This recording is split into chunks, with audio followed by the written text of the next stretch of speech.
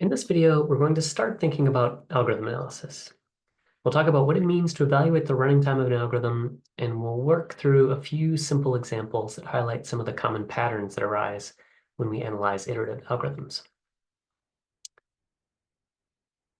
So one skill that we need as computer scientists is to be able to look at a piece of code like this, or more generally an algorithm, and to be able to predict how long it will take to execute. So this is really central to what computer science is all about. CS is often described as the study of algorithms, and time is one of the key resources that we want to understand when we're studying an algorithm. We also, as computer scientists, want to be able to invent good algorithms. And by good, we mostly mean fast. So we can't do this unless we understand how to evaluate algorithms for their running times. Well, you might think nothing could be easier. I'll just run the code on my computer and use a stopwatch to figure out how fast it runs. So we can do that, but there are a couple of problems with that approach. The first is that time on your stopwatch is going to be influenced by a lot of factors that have nothing to do with the algorithm itself. Most obviously, it's going to depend on the speed of your computer. So if you and I are trying to compare the efficiency of two different algorithms, we wouldn't want to decide that your algorithm is better just because you happen to be running it on a faster computer. That wouldn't be a fair apples-to-apples comparison. We also need to keep in mind that there isn't going to be just one answer to the question of how much time does this algorithm take to execute. Most algorithms are going to take some sort of input and process that input. So that might be a collection of numbers that we want to sort, or a collection of spatial locations that we're using to create some route or path. And it's generally going to be the case that bigger inputs will take longer to process. So the answer to the question of how long does this take to run, it's not going to be a number, it's going to be a function mapping from the size of the input to the running time. Something like this. Size of the input to the running time.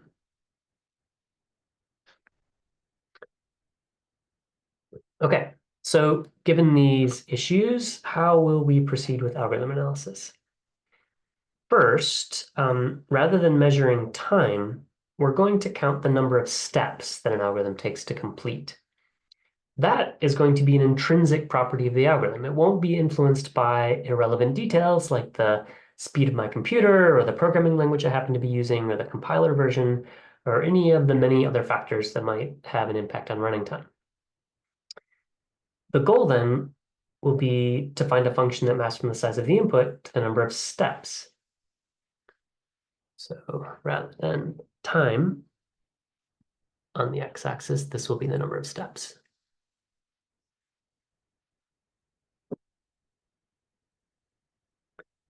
So as an example, let's try to analyze our code snippet here.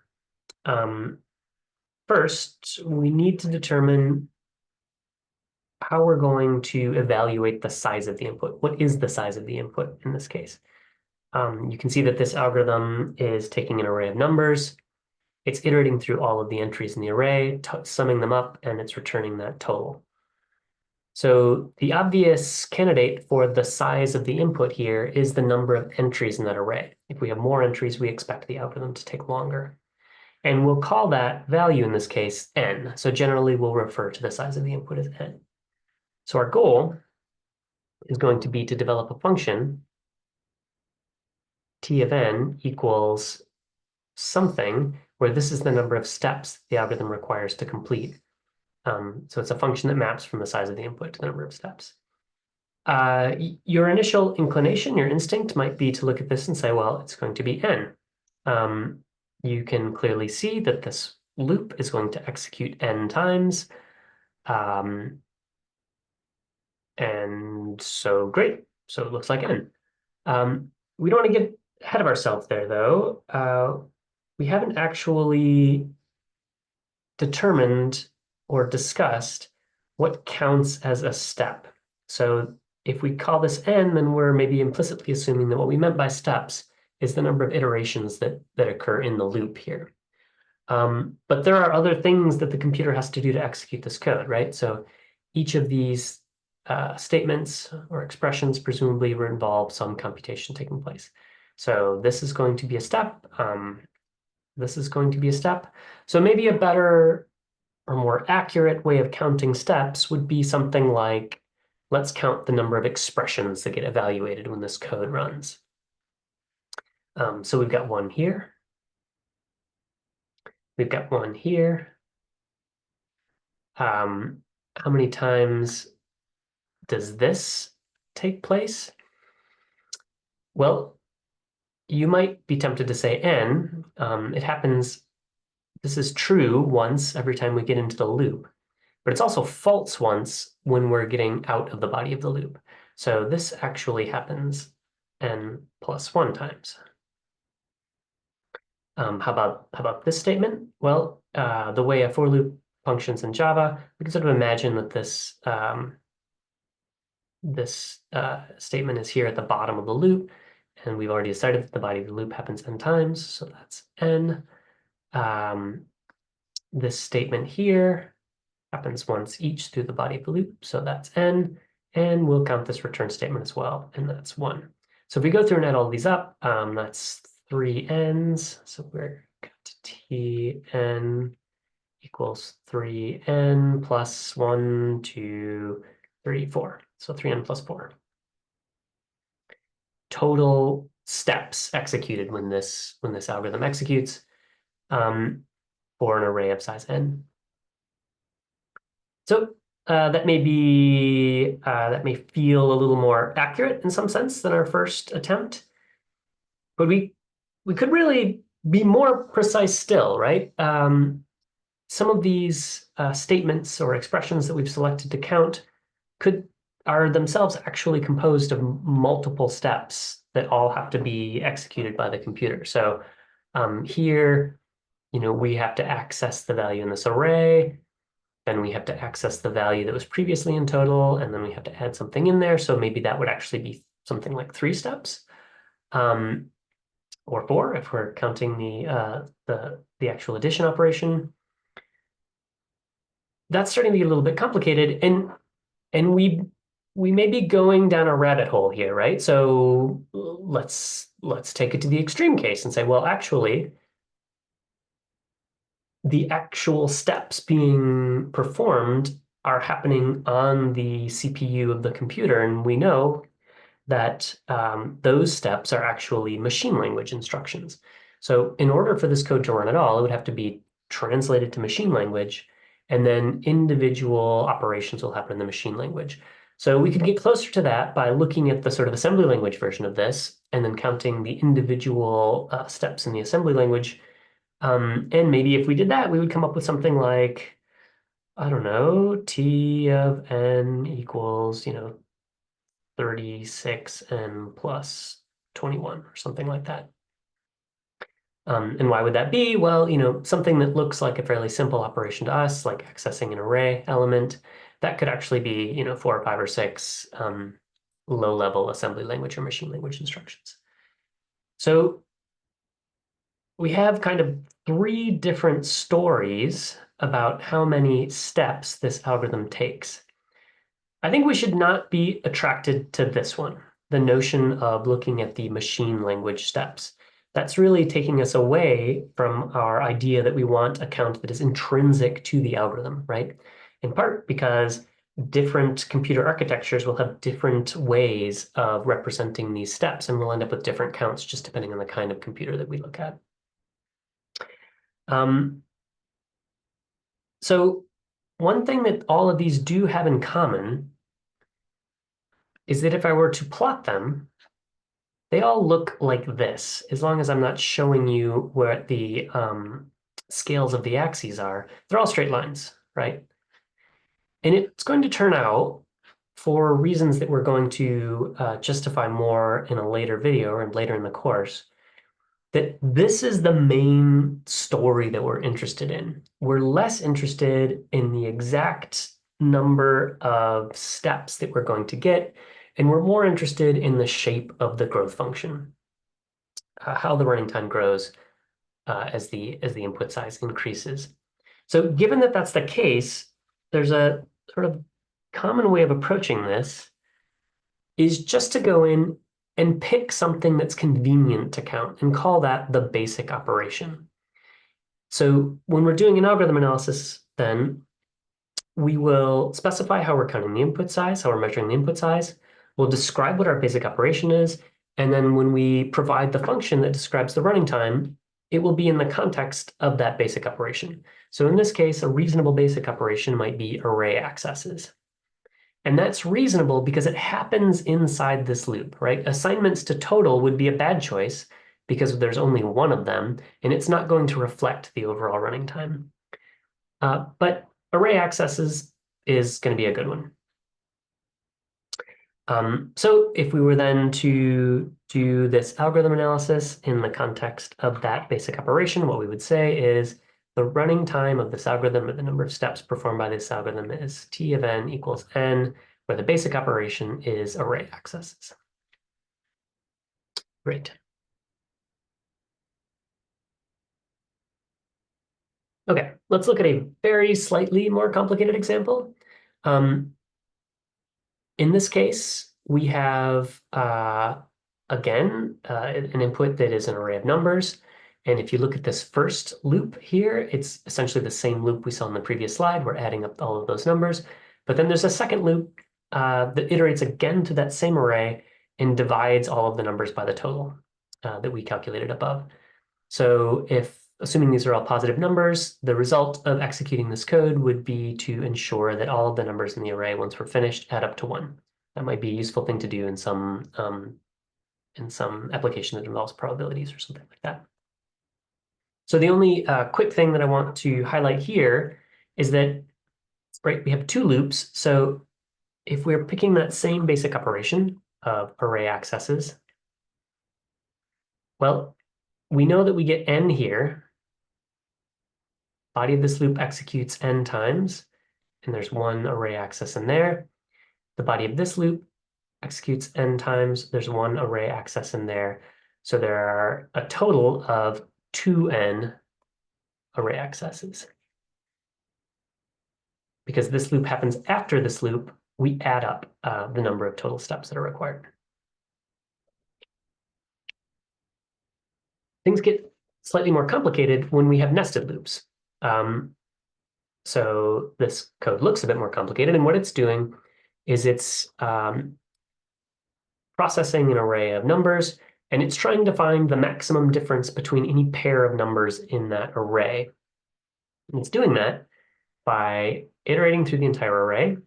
And for every number in the array, it is iterating through every other number, and then it is comparing the 2 numbers at the relative positions by subtracting them, storing that in this difference value. If the difference that we're observing here is larger than the maximum difference we've seen so far, which we initialized to 0, we'll set that maximum difference, we'll store that maximum difference, and then once we've gotten to the end, we're guaranteed to have found the overall maximum difference between any pair, and we'll return it. So the 2 loops here have sort of the same structure as the 2 loops that we had here. We have 2 loops that each execute n times. But in this case, this loop is inside of the other loop. So how will that affect things? Well, first, what are we going to use as our basic operation? Let's stick with array accesses. So this line of code has 2 array accesses. So we could first just think about evaluating this inner loop and forgetting that the outer loop exists. So the inner loop, every time it's reached, executes n times. There are 2 array accesses for each one. So if there were no outer loop, the answer here would be 2n. But of course, there is an outer loop. And the body of that outer loop executes n times. So in order to get the total number of steps, I'm going to then multiply, because each time I get into my outer loop, this happens n times. So I get in here, it happens n times. I get in here, it happens n times. So in order to get the total, I multiply. So my final answer in this case would be T of n equals 2n squared. And that is the answer there. So in general, the way we're going to think of it is when we nest loops, if those loops always iterate the same number of times when they're reached, we're just going to be able to multiply our way to the answer.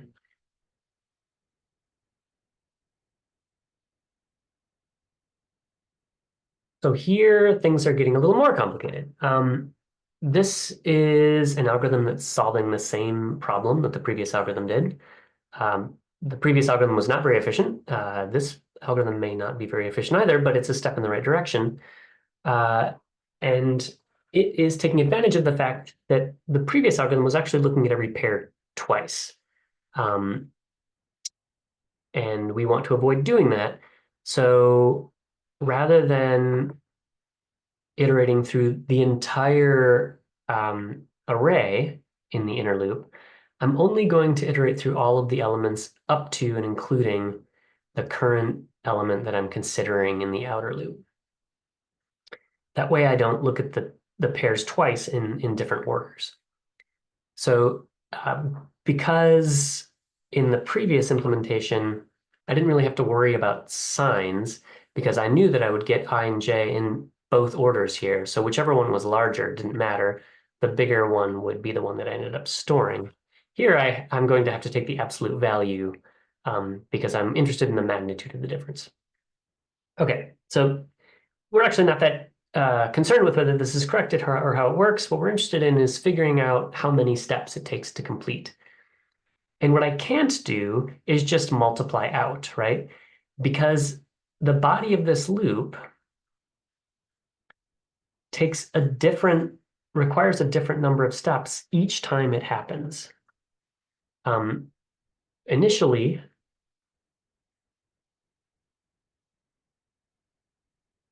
Initially, I is going to be 0. So then I get into the body of this loop. J is set to 0. Is j less than or equal to 0? It is. So I get in here once, and then j gets incremented, and I don't get in there again. So the first time I reach this loop, the body of the loop happens exactly one time. And then I come back around, and I becomes 1. J is initialized to 0. So we go through with j as 0. We go through with j as 1. We got through the body of the loop twice. So the second time through the loop, the second time I reached this loop, it happened 2 times. And if we sort of follow this logic, by the time I get to the very end, I am going to be stepping through the entire array in this inner loop.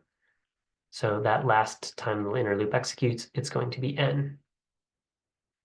And so this summation represents the total number of times that inner loop executes.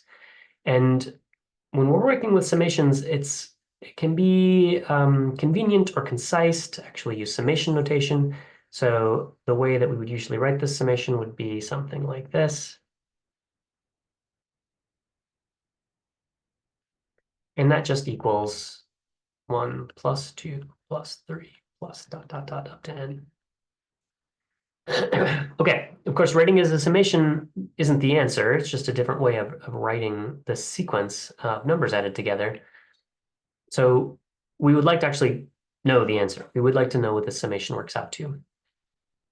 And this is one that it's worth memorizing. We're going to see the summation over and over again this semester when we're analyzing different algorithms. And I'll just tell you, it turns out that the answer is n times n plus 1 over 2. If you're having trouble memorizing that, there's actually a very lovely, I think pretty clear visual proof of the value of the summation. So we can quickly work through that just to put that in your mind. So let's say I want to add up all the numbers from 1 to 4. Let's draw them as dots. So there's 1. I want to add in 2. I want to add in 3. I want to add 4. Okay, so the sum from 1 to 4 would be the number of dots that we have here.